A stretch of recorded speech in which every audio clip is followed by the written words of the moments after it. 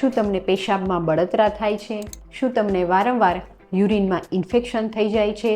તો આ 2 ભૂલ કરવાથી ખાસ બચો.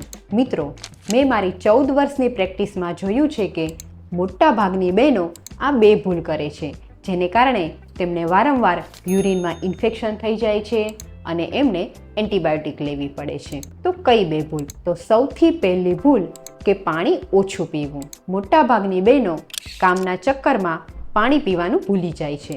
તેને કારણે પૂરતું પેશાબ સાફ નથી આવતો અને બેક્ટેરિયાનું ઇન્ફેક્શન વધી જાય છે. અને બીજી ભૂલ છે કે પેશાબને રોકી રાખવો. આ બંને ભૂલને કારણે બેક્ટેરિયા વધે છે, જેને પરિણામે વારે વારે યુરિનમાં ઇન્ફેક્શન થાય છે. તો તેનાથી બચવા માટે આખા દિવસમાં ઓછામાં ઓછું 2 થી 3 લીટર જેટલું પાણી પીવું. દિવસમાં 1 વખત નાળિયેર પાણી લ્યો અને સવારે ભૂખ્યા પેટે ધાણાનું પાણી લ્યો. આ બધી જ વસ્તુઓ કરવાથી તે શરીરમાં ગરમીને ઓછી કરશે અને સાથે સાથે ઇન્ફેક્શનને પણ ઘટાડશે.